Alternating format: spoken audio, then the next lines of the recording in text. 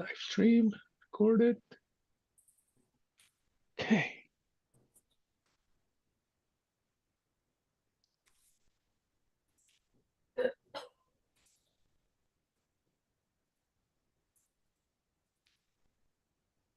Are we ready to go, Dr. Walid? Okay. Assalamu alaikum. Wa alaikum salam. Bismillah ar-Rahman ar-Rahim. Oh. Assalamu alaikum. Wa alaikum salam. Okay. You hear me well? Yeah. I hear you good. Okay. All right. Bismillah ar-Rahman ar-Rahim. Wassalatu wassalamu ala Sayyidina Muhammad wa ala alihi wa ashabihi ajma'een. So today we will continue the discussion of Surah Al-Qasas, the stories, the narratives. And we have seen that the title of the surah indicates that there are really several stories. But in fact, it is the main story is the story of Musa alayhi salam in a lot of details. But we found within that primary story more stories. And this is why the name Al-Qasas, okay, the stories in the plural, okay. And as we mentioned last time, certain events in the experience of Musa alayhi salam were mentioned briefly, especially in the two preceding surahs, in terms of the order of Quran and also in the history of revelation. Surah Al-Shu'ara and the poets, and Surah Al-Naml, the ants, and both of them started very similar to the surah we are discussing, Surah Al-Qasas, with Ta Sin Mim or Ta Sin, okay, and these interrupted letters. But also they mentioned briefly about Musa alayhi salam, and we see more details of these events in Surah Al-Qasas, as we will be discussing in the future really sessions. So in the middle of the surah, we discussed that section last time, and if I want to summarize what we have said, I mean, about these verses, about that central, if you like, theme of the surah, is how the story of Musa alayhi salam and other stories in Quran are really meant to strengthen the belief of the Prophet and the believers around him in the message that they dedicated really their life to carry on and convey it really to the people around them. And so it will increase, it will make the heart of the Prophet and the heart of the believers around him, okay, more firm, okay, and so they are more convinced. Their conviction is increased, and hence their dedication and their resilience, their ability to stand up and continue the struggle, okay. And we will inshallah talk little more about that, but this is really the end point, if you like, when Allah subhanahu wa ta'ala is reminding the Prophet or telling him that you were not there, okay, when we basically gave the order to Musa alayhi salam. You were not residing or living in Madian, okay, which is basically far away, and basically in Arabia, where Musa went really like to meet Prophet Shu'aib, peace be upon them all, and he was basically trained, okay, and we will see the details of this in Surah Al-Qasas, in a very, very beautiful way. And so all these really things that are captured, all these narratives that were captured for the prophets and all the readers of Quran, no one was really aware of them because decades and centuries, in fact, passed, okay, and so Quran captured them for, again, the readers of Quran because of their relevance, as we will talk, about that, and also in a few minutes. So I want in this session, before we get into the details of the experience of Musa alayhi salam, I think it is important to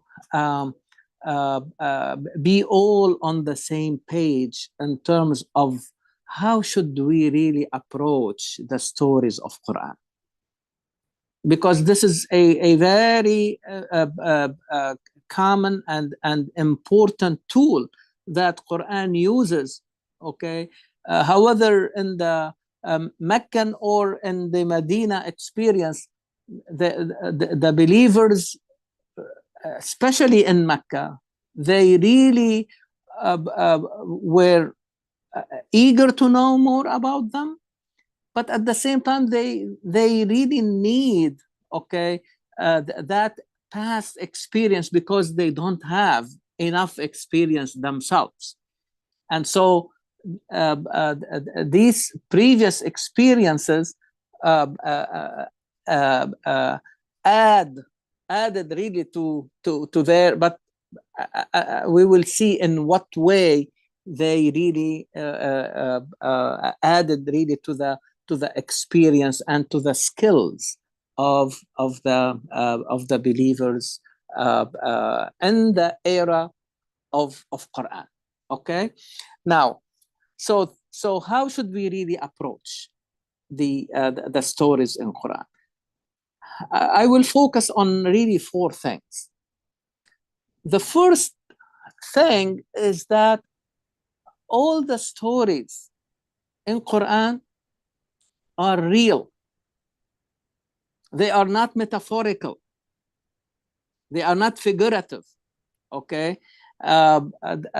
Yes, there is a lot of metaphor and lot of things that and ideas that can be extracted, or abstract ideas that can, but they are really based on real events. And Quran always remind us about that. إن هذا لهو القصص الحق. These are the true account of these narratives, okay, or these stories, okay. They are not fabricated, if you like. They are not like from imagination. Yes, you can imagine something like sometimes the stories that we read, or the novels that we read, most of the time they are really based on some form of fantasia, like on the imagination of the writer, which is very interesting and important. But when it comes to the stories in Quran, although they carry a lot of metaphors, okay, but they are based on real events. وجاءك في هذه الحق. When we are narrating to you these stories, these experiences, they really happen. And if you do not believe, how many times you see Quran asking its readers to travel in the earth. أولم يسيروا في الأرض فينظروا, and go and look around and see for yourself what happened for people before you. And sometimes we see this type of language, يمشون في مساكنهم. You are even walking where they lived. So you can see the homes that they left behind them, or these relics, okay, that tell you about these people, how they lived, and what was their culture, so on and so forth. So go yourself and make sure about that these are, we are talking about real people.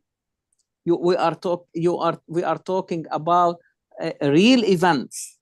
Even when Quran, for example, is talking about the experience of Lut, for example, alayhi salam, Quran said, وَإِنَّكُمْ لَتَمُرُّونَ عَلَيْهِمْ مُصْبِحِينَ وَبِاللَّيْلِ, because their location, okay, where they lived, is on their way towards the Levant, towards Asham, towards like Syria, okay, in the north. So however they are going up north or going south, I mean back home, like to Arabia, to Mecca or Medina, they are going basically to pass by them, okay. And so you see, so the idea that the first thing that we have to understand, okay, and keep in mind as we approaching that these are real events,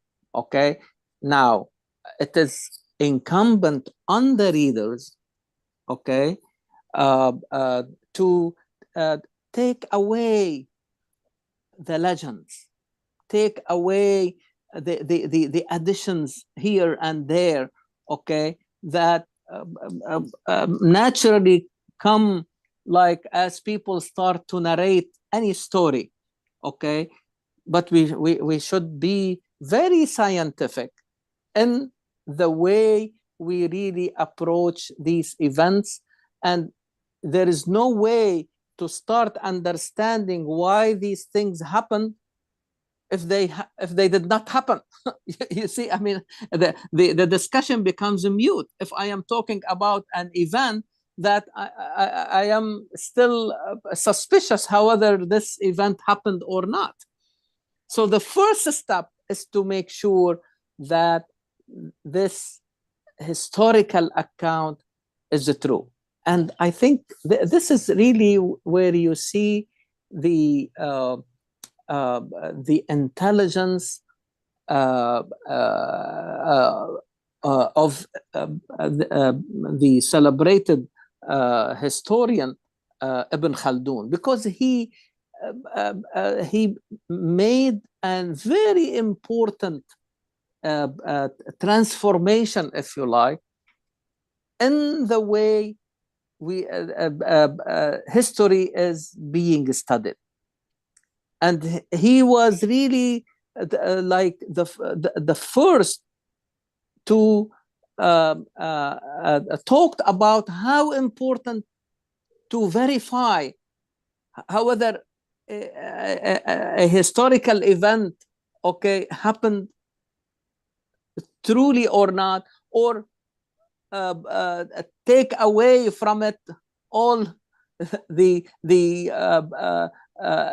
things that were added, okay, or fabricated really by the narrators through generations and papered over the true events. So the first thing is really like to verify that even today, when especially with the people of the press, when they want to the first thing they want to do is to verify what exactly happened before they make any comments, okay, or why this thing happened and what are really the impact or the implications of that particular event. The first thing is really to verify, and no question the tools to do that, okay, have improved over time, okay, and I think it is very important, okay, for us really like to be scientific in the approach to, and what I mean by scientific is really like to make sure that what the reality, okay, what we call today the reality check, if you like, okay, did it really happen or not, okay, and nothing like when you go and you see for yourself, you become shaheed, you see, because you see for yourself, not like a second-hand type of narration, okay, no, you فانظروا قل سيروا في الأرض فانظروا أولم يسيروا في الأرض فينظروا كيف كان عاقبة الذين من قبلهم. How many times you see that in Quran? You see, because the first step is really to make sure that these events really happened. The second thing in the approach is to know that Allah subhanahu wa ta'ala is sharing with us the best stories, not any story. Okay, again, remember that these stories are not really narrated for entertainment. Okay, so they were the best stories were selected by Allah subhanahu wa ta'ala. Why? Because the best in their quality, and the best because of their relevance to us in the era of Quran. You see, so if they are not any more relevant, Quran will skip these stories, even if they are related to prophets and messengers. You remember the verse that we come across in Surah Ghafir, and we always go back to it because it tells us about that not all stories were conveyed to us. Okay, this is in Surah Ghafir, number 40, verse number 78.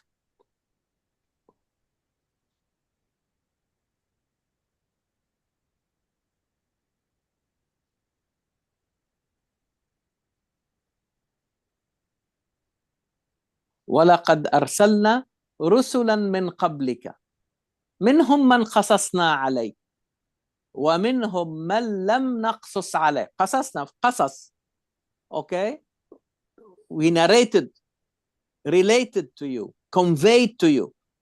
منهم من قصصنا عليك ومنهم من لم نقصص عليك. There are messengers sent before you. Some of them we told you, we related to you about their stories and their narratives, and some of them we even did not.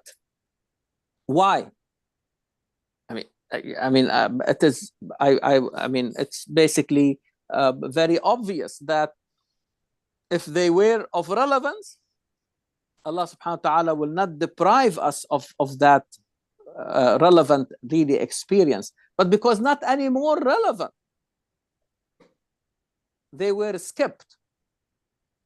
Okay, and were not really narrated or related to us, even if they are about or the experiences of even prophets and messengers. Make sense? Mm-hmm. So Yes, they are true, and they are really the best, in quality and the best in relevance to the readers of or to the believers in the era of Quran, okay, which is the era that we still live in.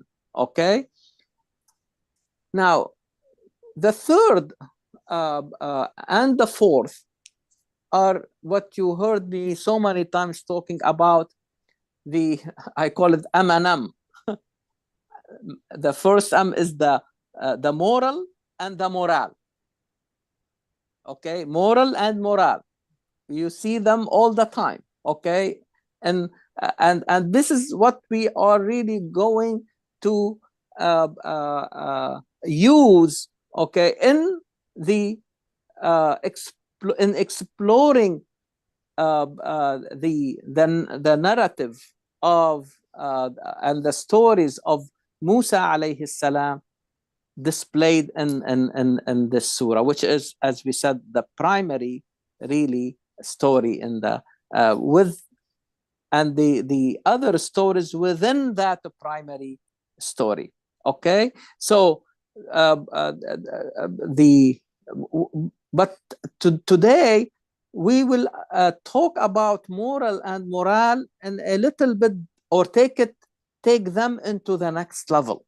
Okay, again, moral is really like the lesson or the lessons learned, okay, or to be learned from any story related to us through Quran. Okay, and the main reason Quran would say for relating these experiences, especially of prophets and messengers, is for the readers of Quran to see the ibrah. And the ibrah, okay, is the Quranic expression that refer to the moral or the lesson learned from that story or narrative. And I will also remind you of the verse that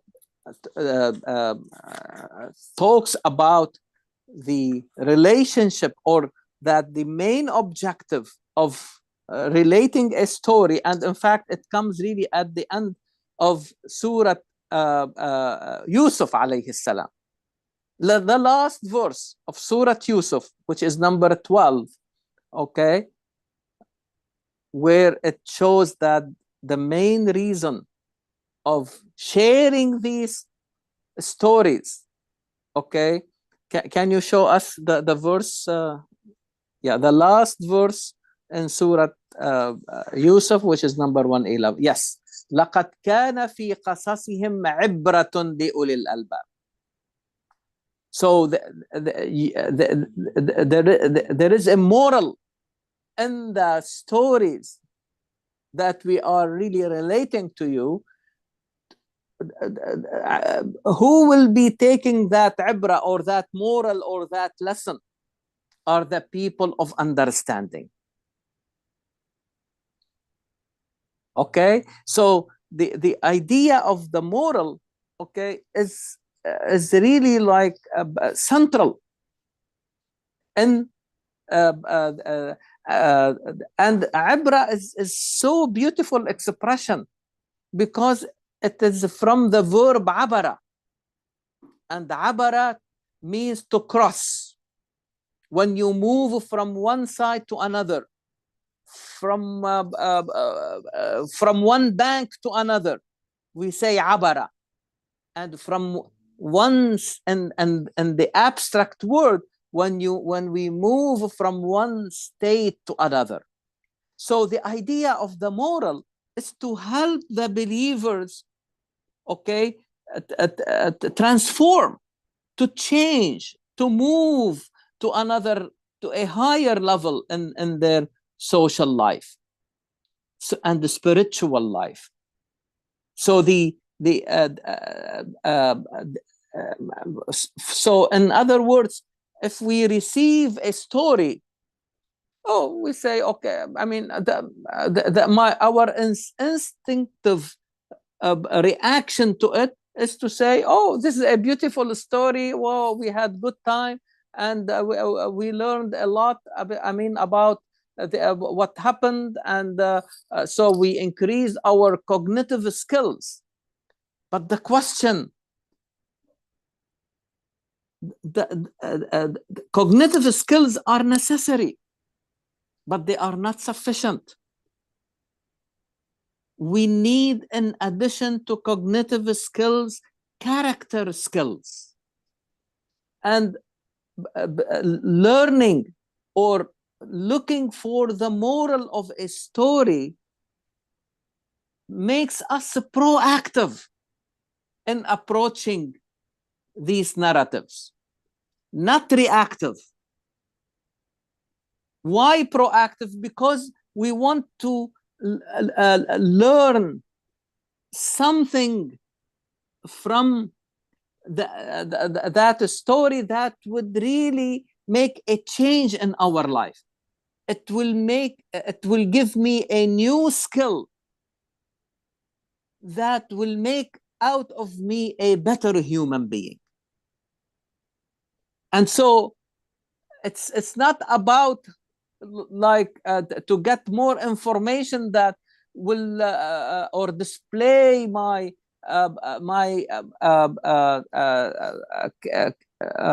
educational capacities and feed into my own ego, but really like to increase or improve my character skills and grow.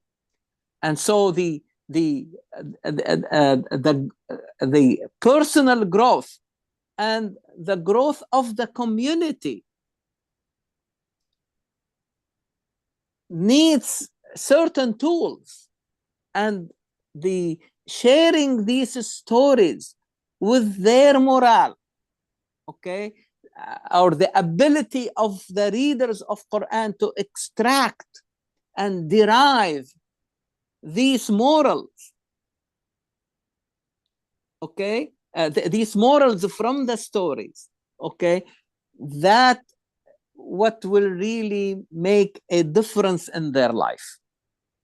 And if the story is not doing this, it means that we did not benefit. Then knowing about these stories will stop at our basic instincts and being just reactive. Okay, oh, thank you for sharing with us the story. Oh, this was a very beautiful story. Okay, and we stop there. No, how this is going to help me cross from one state to another. And this is how we grow as individuals and as a community. Make sense? Yeah. I want to hear also from you. Okay, how, I mean, I think the main point what you emphasized on and what I understood is this is not enough that, yeah, I understood the story and I took the best out of it for myself, but no, that's not enough. It has to have enough influence on the people around me with my ability to know what I understood, to communicate with them and change their lives to the best also. Yes. Only then yes. it will be beneficial. Otherwise, it will just stay with me, remain with me.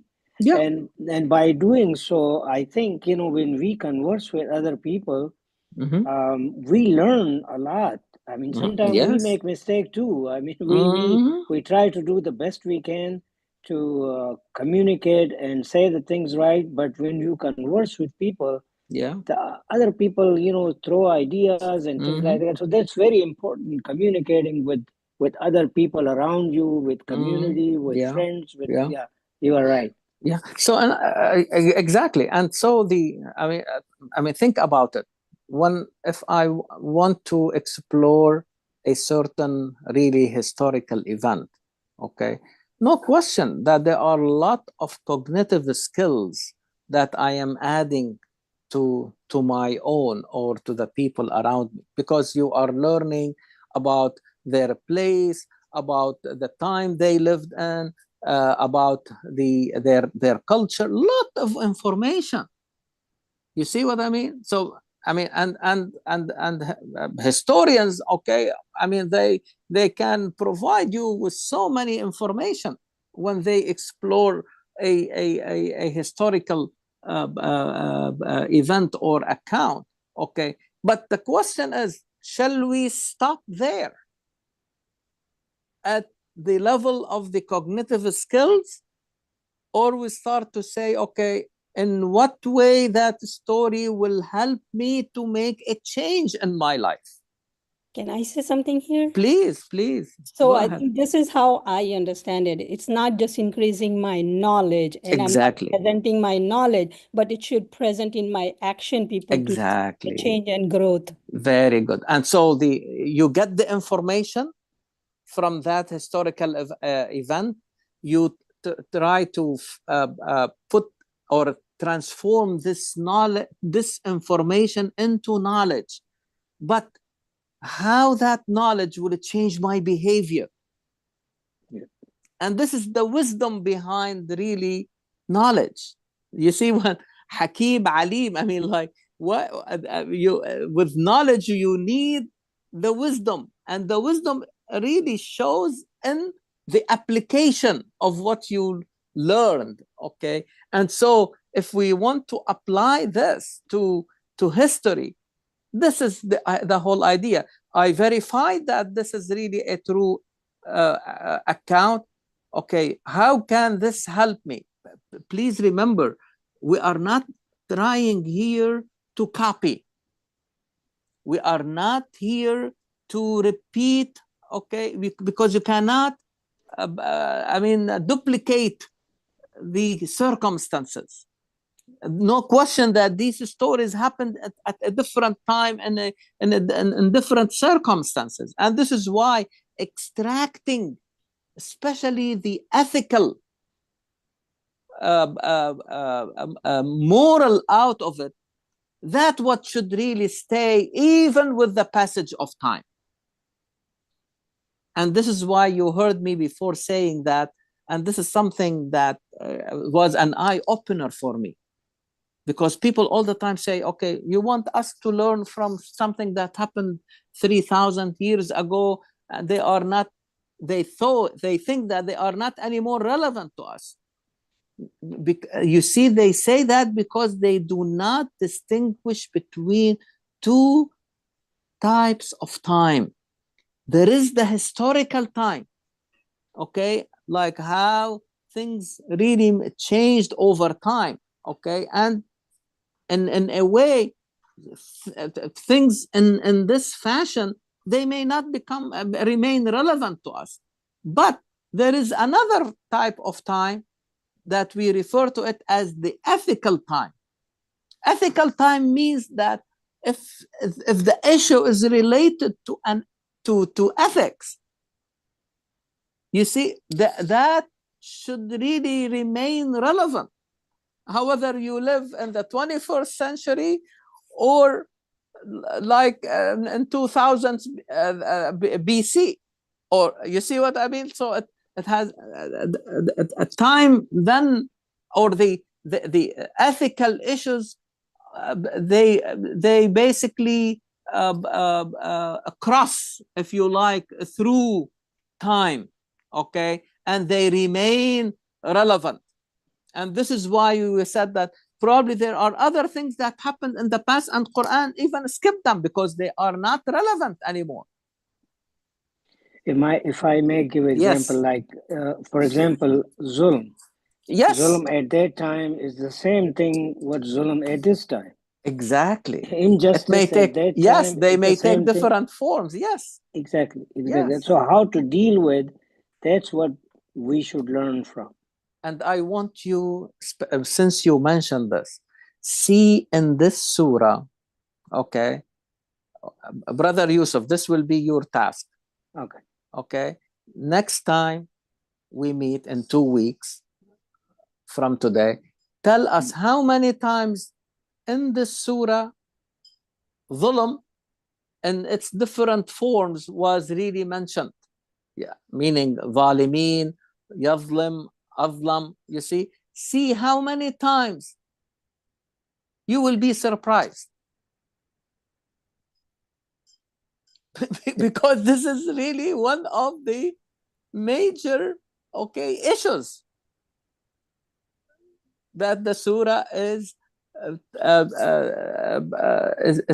discussing. And wants the readers of Quran to be aware of. And as you were saying, what is the opposite of zulm? Is adl. Yeah. Justice. Is that right? Yeah. Justice versus injustice. These issues remain relevant. Yeah. But let us... Walid, can I ask you a question? Yes, please go ahead. Thank you. So my question is mundane and very basic question that relates to the first 6 ayahs, okay? Surah. I would like you to explain, if you can, why the pharaohs wanted to kill the boys of the Israelites. As far as I know, the Quran does not explain that, doesn't give the reasons. Now, my guess is, and this is a comment, not a question. Yeah. So Musa al-Islam was an Egyptian by birth, and he belonged to the Bani Israel, not a Jew, not a Yahudi yet, but the Bani Israel. Okay. Now, when Musa al-Islam was an adult and he met up with his parents, biological parents. The Quran doesn't mention what was the number, were they thousands or millions, but my guess is that even though Pharaoh tried to subjugate them, to keep them as slaves, they must have in some form or other posed a challenge or a threat to pharaohs, just the same way as the Jews in Germany became a kind of matter of concern or apprehension to Hitler. Okay, so in this case, the pharaohs wanted to kill the boys of the Israelis. I'm sure they had very good reasons, but the Quran does not give any hint, as far as I know. Do you know why? What was their motive, the Pharaoh's motive to kill the boys of the Israelites? Yeah. Brother Noor, you are going a little bit ahead of us, but do you mind if because really this question will come up when we, as you said, when we are discussing the first 6 verses. Do you mind if I defer my answer so that just like to finish with the approach? No problem. Yeah, okay, sure. So that okay. it becomes really easier for everybody. As long as you follow. Revisit it. Oh yeah, definitely. I'll be fine. Definitely. Thank you. Okay, thank you very much for this. Is very important question, by the way. I mean, great, and that would really be a very good segue when we start really discussing the beginning of the surah. So so we talked about the 3 out of the 4 that the events are true, that Quran relate to us. They are the best inequality and relevance to the readers of Quran, or to the believers in the era of Quran. And the third thing is about moral, or always search for the moral of the story.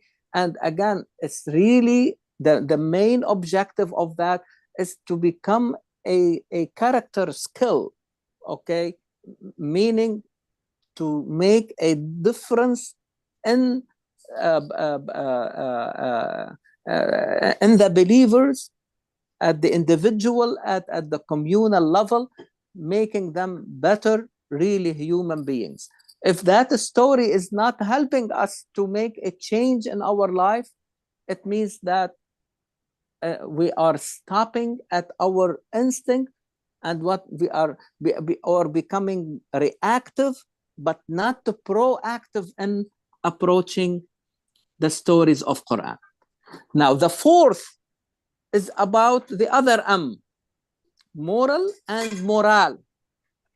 And we said at the beginning, and the center of the surah, okay, the main or the end point of all these verses, okay, in the center of the surah, because they are really direct addressing the prophet and the believers at the time, okay, I mean in Mecca, okay, so as if the Quran in the middle of telling the story of Musa alayhi salam and all these detailed events, okay,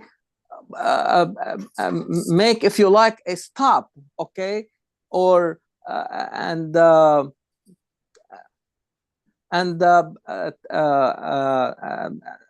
reminding the readers why it is important to know all this about something that happened thousands of years before you, okay. And again, here comes the idea of how the situation, Muhammad alayhi salatu wasalam and the believers around him were in, okay. It was a very difficult situation.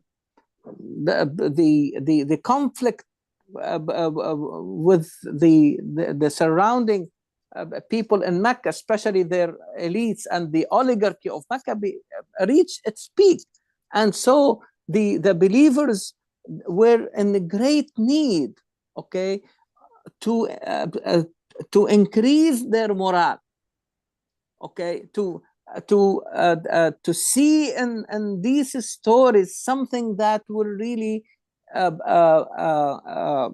make their belief firm, okay, because it's very difficult to see it from day to day, okay, and so and to convince them that the future is beautiful while they are really facing all these difficulties. It's not easy.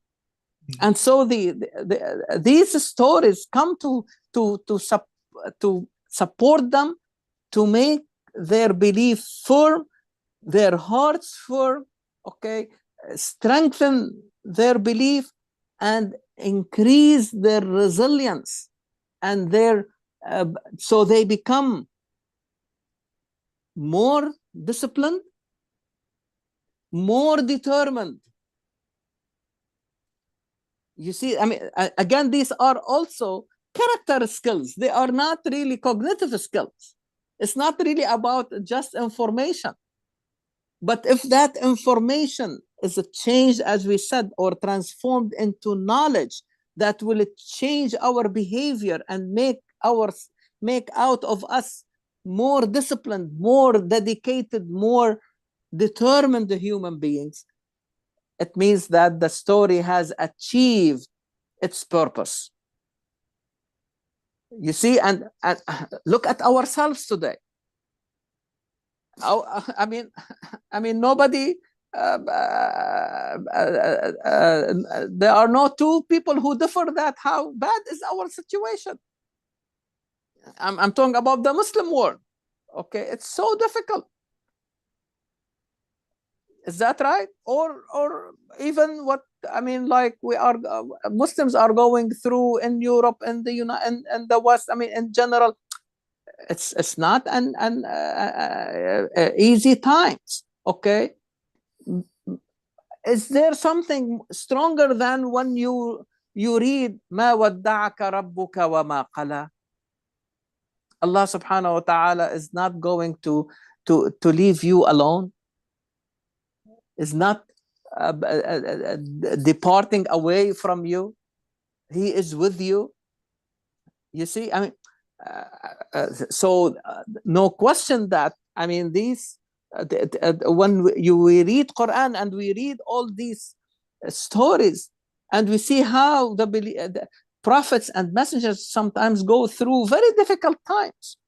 حتى إذا استيأس الرسل, to the point of despair.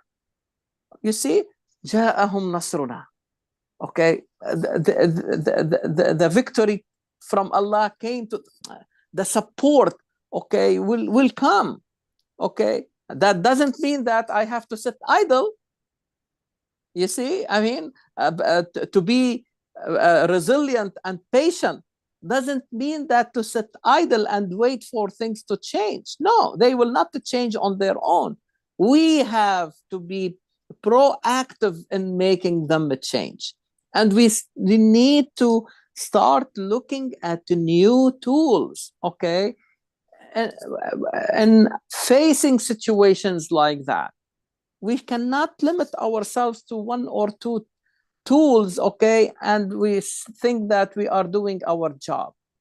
And there, if I don't know these tools, let me get help from others who may know better about these tools, who have more experience, and let them help me understand or learn new tools, okay, to continue to stand up, continue in my struggle, to continue to be resilient, to increase my patience and steadfastness, okay? And so we have said it so many times. Being patient does not mean you are sitting idle, doing nothing, or waiting. No. It's not idle waiting. Patience should be proactive also. In other words, continue to work hard until you see better results. So while you are doing this, you need to be really very patient, because things do not change like quickly as we sometimes really imagine. Okay, so the verses, when they come down, okay, ما نثبت به فؤادك. Let me share with you the other verse about morale, which is in the surah that comes after surah, before Surah Yusuf, which is Surah Hud. Also at the end of it,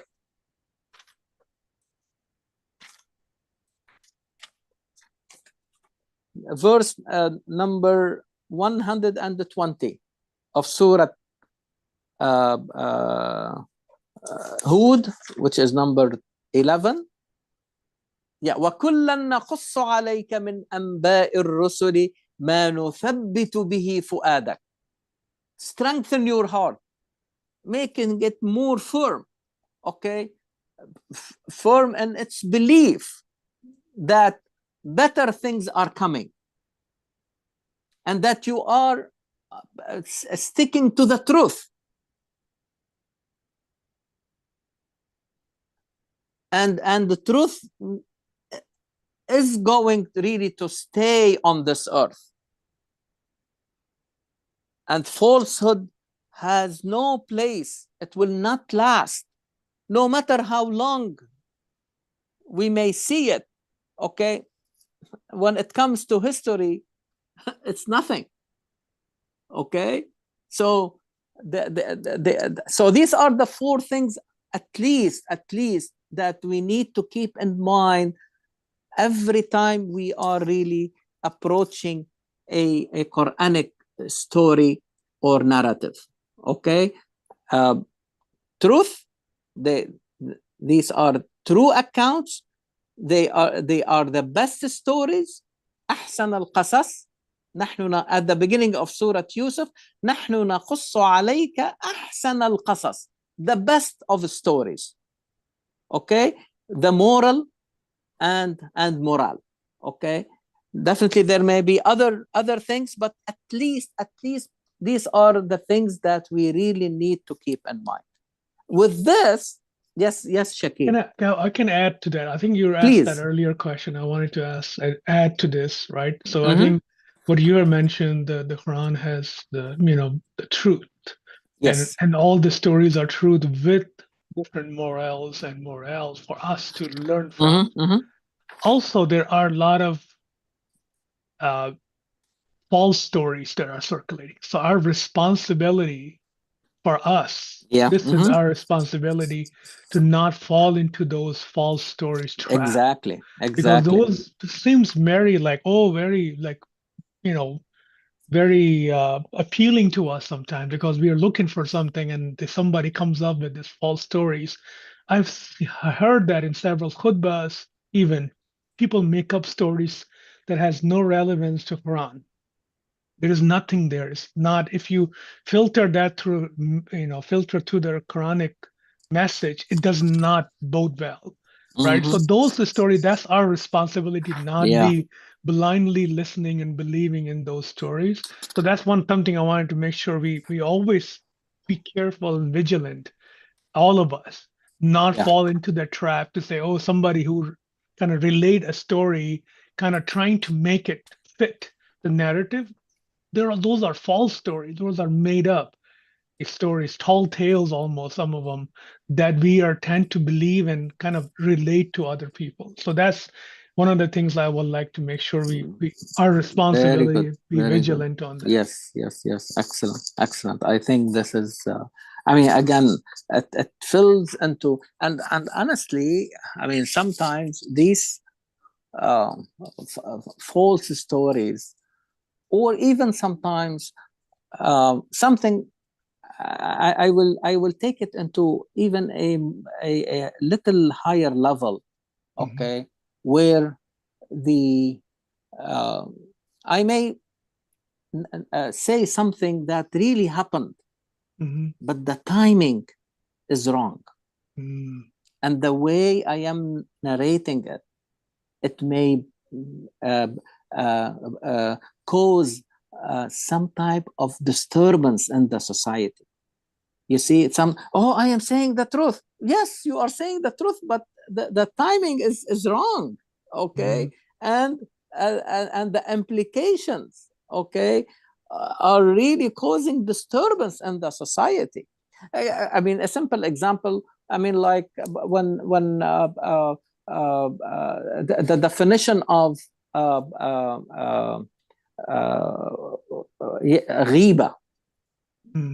ghiba, which is like backbiting. Okay. They asked the prophet, and prophet, and but what if the person is saying the truth? He said, if he is saying, if he is really fabricating that story, it becomes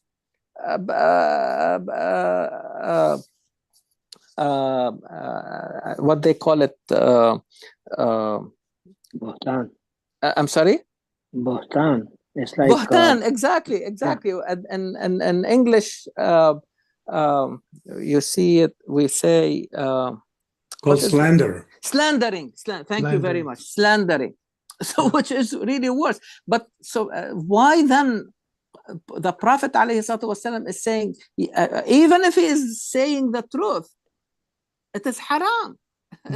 Okay. Why? Because it will divide among the people and will disturb the peace among the people. Yeah. Or if somebody إن جاءكم فاسق بنبأ فتبينوا. Who is the fasiq? The fasiq is someone who is trying to bring tumult, disturbance in the society, like cutting or severing the relations among the people. You see, الذين ينقضون عهد الله من بعد ميثاقه ويقطعون ما أمر الله به أن يوصل. They destroy the fabric of the society. On what basis? It could be a rumor. as you said, a false thing, okay? Or even if it is true, but it is not the right time. Or the place. Or place like to start talking about this issue can be deferred for another time of discussion. And so sometimes unfortunately, we do not really, and I think the reason because many times, okay, and I am not talking about simple, ordinary people making these mistakes.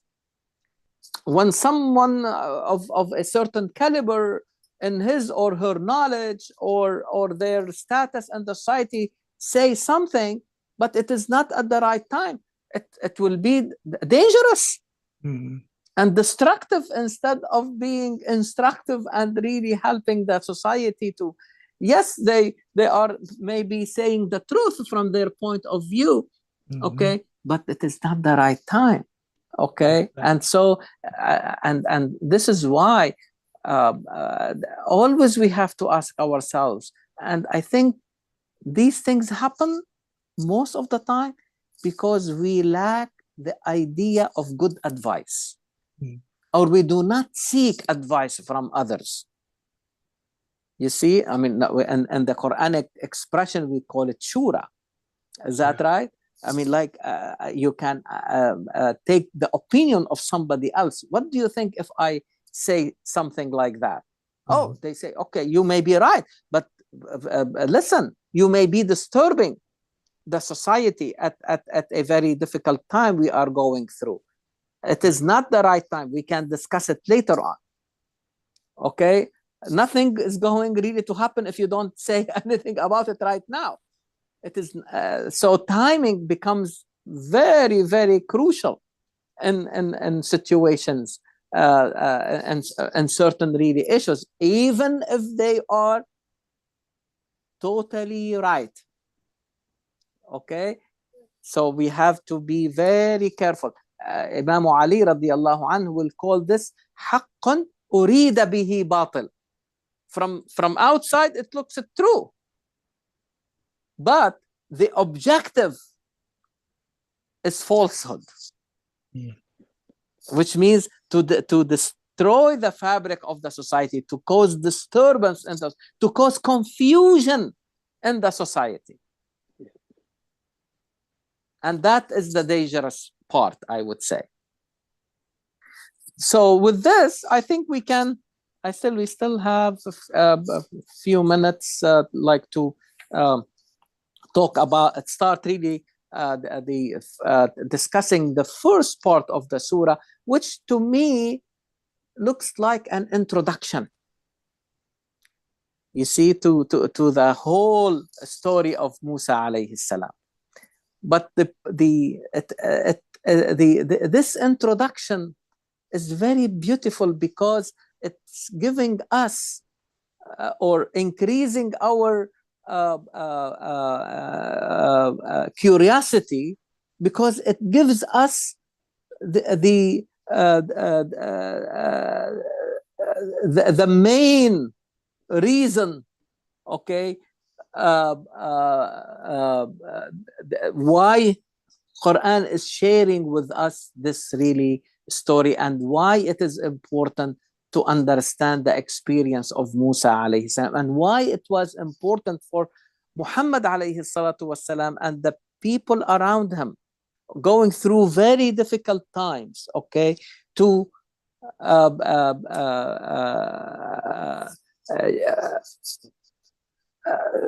relate to them what really happened to Musa alayhi salam. As we said, even if this happened really thousands of years really ago. So Quran in this surah, and as you will see when we go to Surah An-Naml and Surah Ash-Shu'ara, start with these interrupted letters. So as if the three surahs, like one can really put them together, okay, probably sharing really common objectives, okay. So as we saw in in several surahs that we discussed together that start with Hamim. Okay, so also we were able to see the common objectives and themes, okay, in these surahs, okay, as the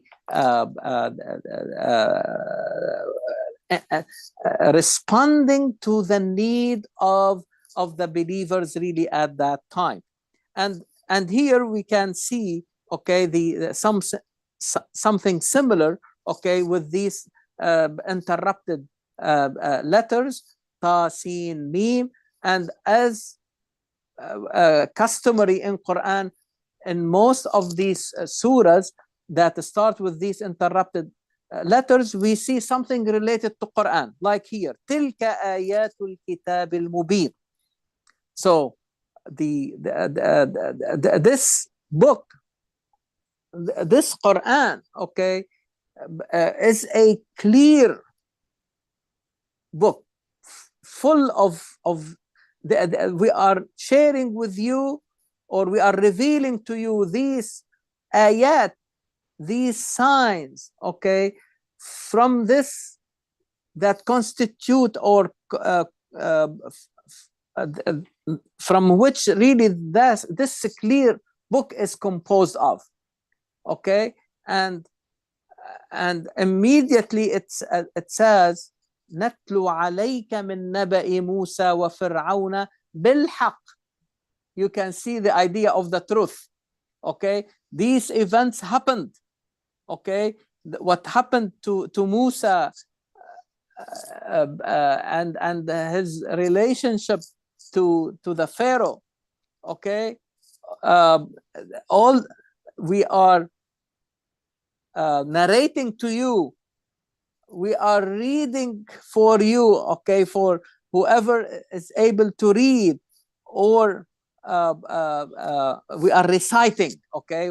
Natlu is the recite, okay. So recite, you can recite from a book or from what you know by heart.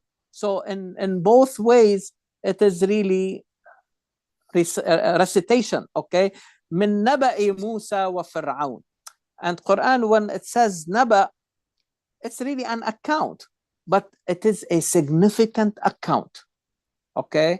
When Quran talks about or uses the term Naba, it means that it's talking about a significant event.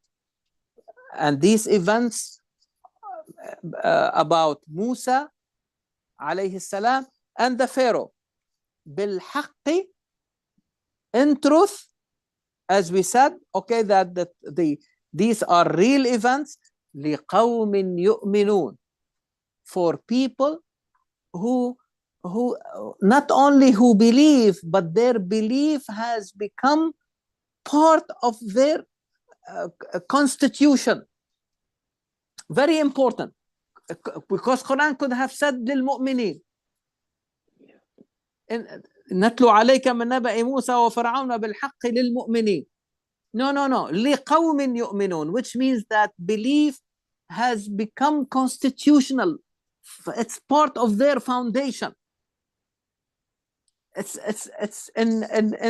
they are believers in their totality, okay.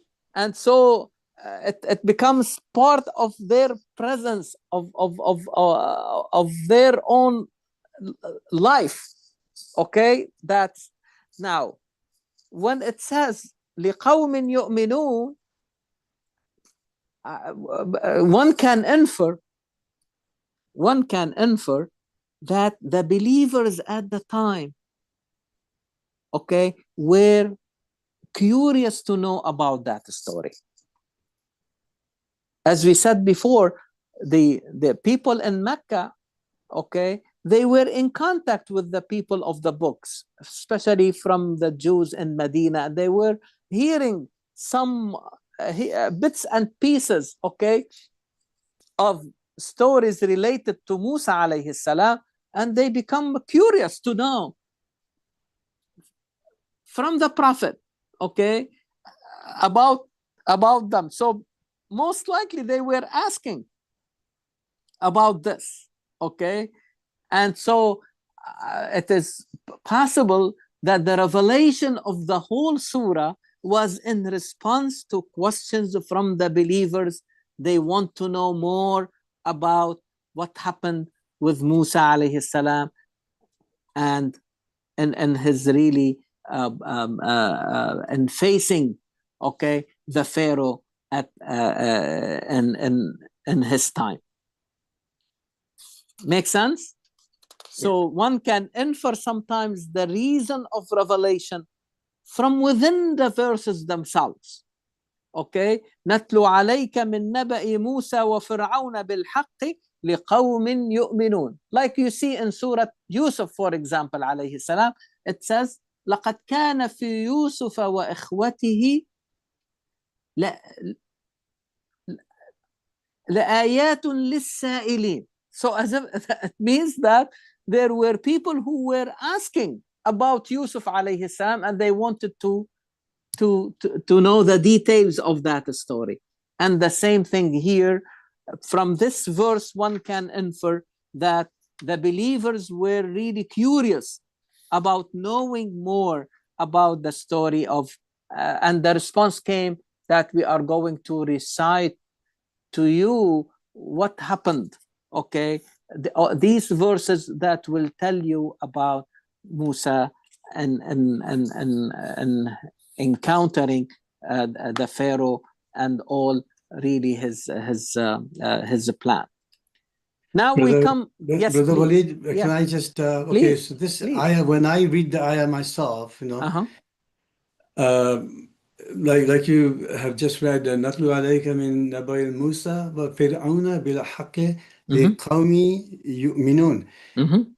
To me, it seems like it was the Jews, because they were always trying to test the authenticity of the prophet. And they said, look, if this guy is a real prophet, then he should know the answers to the question. And I'm assuming that they had asked a whole bunch of questions to test the veracity of, that he's a prophet.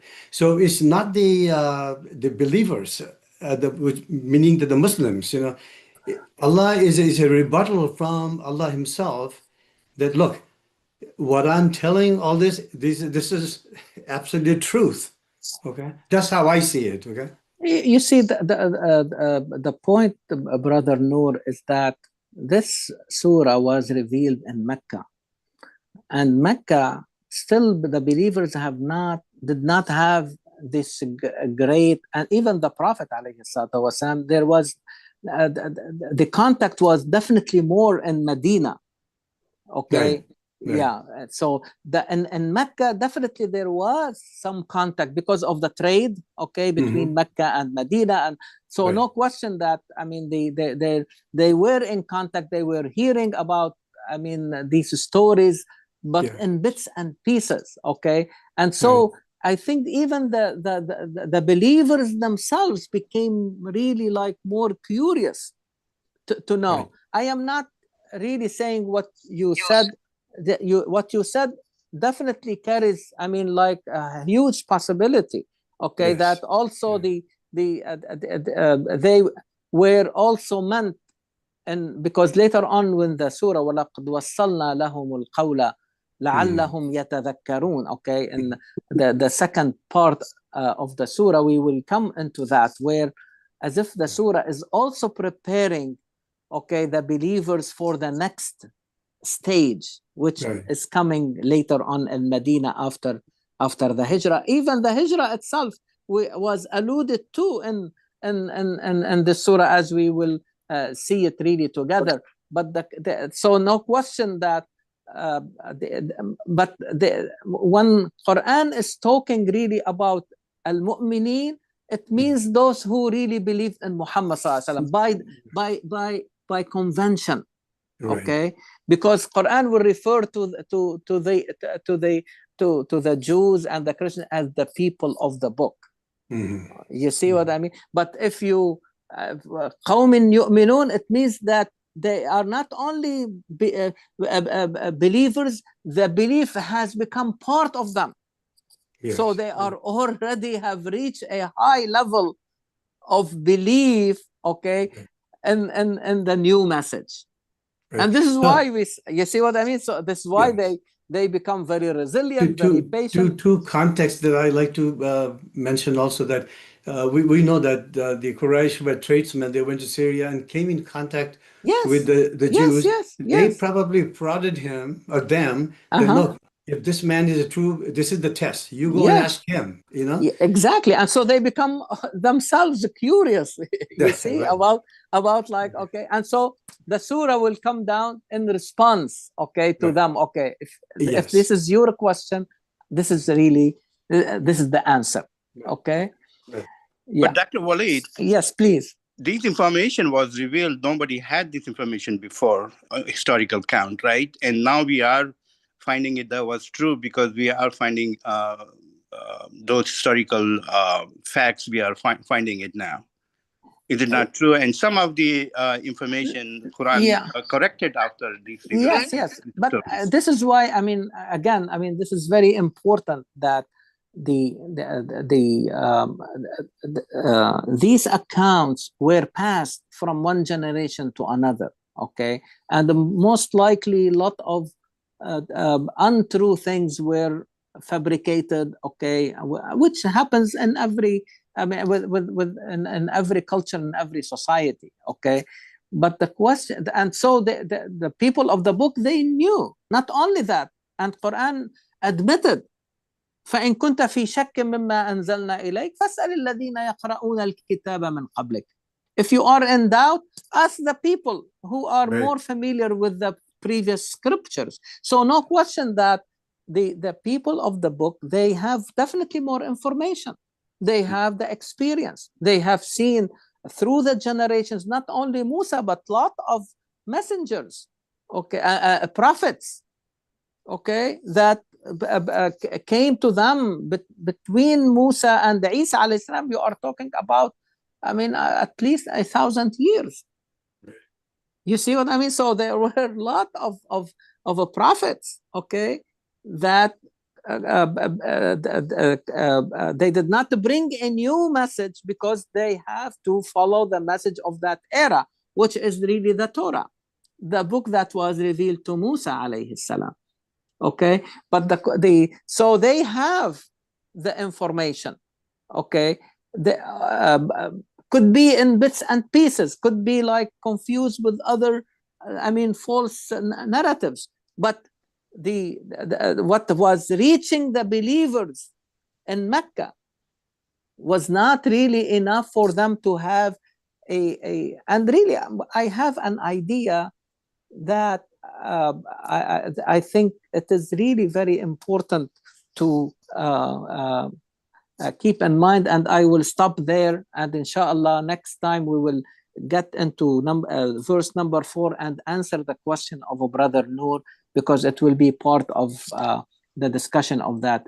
But I want you to keep in mind that even when Quran shares with us, okay, something from the past, it will put it in its new vision,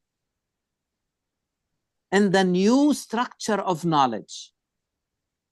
You see, it's not just bringing a story from the past and passing it and relaying it like to the people of the present, but that story has, so the story of Musa alayhi salam, the story of Noah, the story of Ibrahim have to, and I want to understand them in their time, and when I transfer through its morals to my time, I have to see it in a new vision. And let me give you a quick example so that you understand what I am talking about. And it happened in the history of the Muslim, I mean, like experience. As you know, at one time during the one time they were very interested in mathematics. Is that right? And Al-Khwarizmi was a very prominent, I mean, mathematician. But there are so many mathematicians at the time. Some of them were Muslims and some of them were not. But math has reached a very high level at that time. and it transcended arithmetic because they really they have algebra. You remember? Algebra was basically invented at that time. Algebra was basically invented by Al-Khwarizmi. And by the way, algorithm is coming from Khwarizmi. The word algorithm is coming from Khwarizmi. So the idea here is that one of the mathematicians translated Diophysis, who is what wrote Arithmetica, okay, from the time of the Greek, okay, mathematicians. All right. Now, do you think that he translated it word to word? No. It was translated in a way they put these arithmetic findings in algebraic formulation, because now algebra is the structure of knowledge, the highest level. And the same thing, yes, we may find stories that were relate to us or to humanity in the Torah or in the gospel and also in Quran, but now I have to understand them in the new era, in the new vision, in the new paradigm. Otherwise, I may be missing really the point.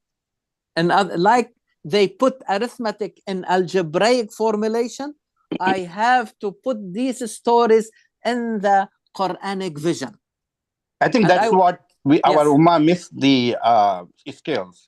The previous Muslims learned that skills, how to put things. Yes. And I think we may add this. We talked about 4 things. Honestly, we can add this number 5 if you like.